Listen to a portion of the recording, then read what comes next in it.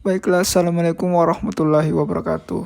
Di sini saya akan mempresentasikan dua materi dari mata kuliah akuntansi manajemen. Materi yang saya ambil itu ada dua. Yang pertama, TQM atau Total Quality Management. Dan yang kedua adalah Target Costing. Baiklah, langsung saja. Sini saya akan menjelaskan apa itu TQM atau Total Quality Management.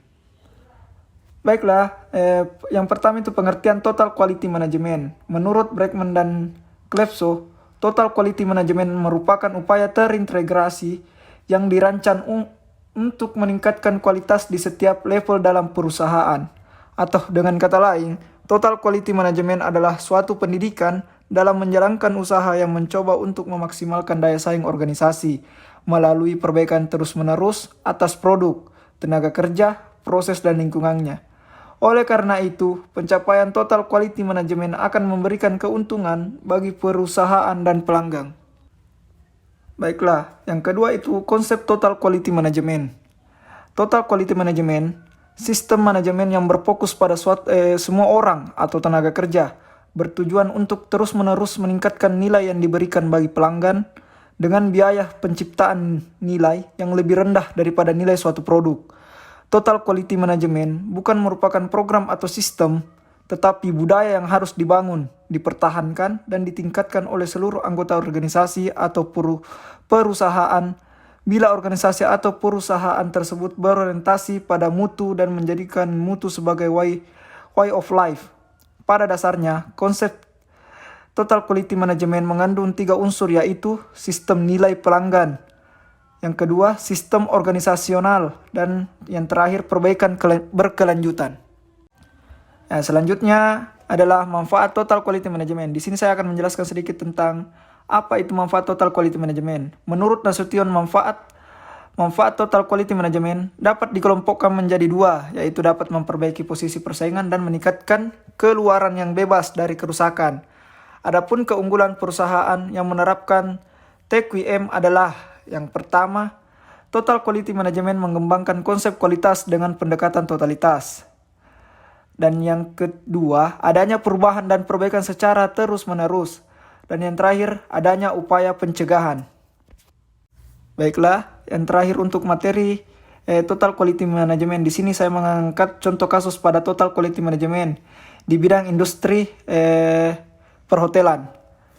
Industri perhotelan merupakan salah satu industri jasa yang saat ini berkembang pesat di Kota Makassar. Perkembangan tersebut menuntut tidak hanya hotel menyediakan produk yang bervariasi, tetapi juga didukung oleh kualitas pelayanan. Penelitian ini membahas tentang penerapan Total Quality Management pada housekeeping departemen serta faktor pendukung manajemen housekeeping. Departemen di IBIS Budget Makassar memiliki faktor pendukung berupa adanya standar operasional SOP dari manajemen Angkor yang berpatokan pada Total Quality Management merupakan SOP yang digunakan oleh setiap hotel IBIS baik di Indonesia dan internasional. Selain itu, adanya struktur organisasi yang ramping, memudahkan dan dalam pengawasan dan pemberian pelatihan secara berkala, serta hal tersebut juga memberikan manfaat berupa mudahnya komunikasi yang dibangun serta penilaian dalam pemberian penghargaan. Faktor penghambat dalam penerapan Total Quality Management berasal dari faktor eksternal berupa ketersediaan linen bersih dalam menunjang kelancaran operasional dan kelengkapan fasilitas kamar. Baiklah, untuk materi kedua yang saya ambil yaitu target costing. Di sini pengertian target costing merupakan alat strategis dalam manajemen biaya yang berperan dalam mengurangi biaya yang terjadi, atau dengan kata lain, jadi target costing metode perencanaan laba dan manajemen biaya yang difokuskan pada produk dengan mempertimbangkan proses manufaktur, sehingga target costing ini digunakan oleh perancang sebelum produk dan proses desain dilakukan untuk mencapai tujuan perbaikan usaha pada pengurangan biaya manufaktur produk di masa depan. Selanjutnya, tujuan dan alasan menggunakan target costing. Tujuan target costing adalah untuk merancang biaya produk pada tahap perencanaan daripada mencoba mengurangi biaya selama tahap manufaktur. Selanjutnya yaitu kelemahan dan kelebihan target costing. Yang pertama, kelemahan, kurangnya pemahaman konsep target costing.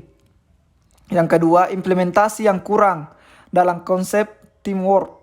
Dan yang ketiga, penyebab karyawan terlalu lemah. Dan yang keempat itu, waktu pengembangan yang terlalu lama. Adapun kelebihannya, target costing memungkinkan perusahaan untuk mengurangi biaya selama desain dari mereduksi biaya setelah proses desain. Baiklah, terakhir dari materi target costing yang saya ambil. Adapun contoh kasus dalam target costing. Contoh kasus yang saya ambil itu di PT Semen Bosowa Maros. Berdasarkan hasil analisis mengenai penerapan target costing yang menunjukkan bahwa penerapan target costing pada PT Semen Bosowa Maros lebih efisien dibandingkan dengan yang dilakukan oleh perusahaan selama ini, di mana dengan penerapan target costing, perusahaan dapat memperoleh penghematan biaya. Hal itu dapat dilihat dari presentasi efisiensi biaya yang terjadi jika menggunakan target costing masing-masing pada tahun 2012 sebesar 35%, tahun 2013 sebesar 35%, dan 2014 sebesar 35%. Sehingga penentuan harga pokok dan dengan menggunakan target costing lebih rendah dibandingkan dengan menggunakan standar costing. Baiklah, terima kasih atas perhatian dari teman-teman sekalian. Itulah tadi presentasi materi yang saya bawakan. Di sini ada 2 materi yang saya bawakan, yaitu Total Quality Management dan Target Costing.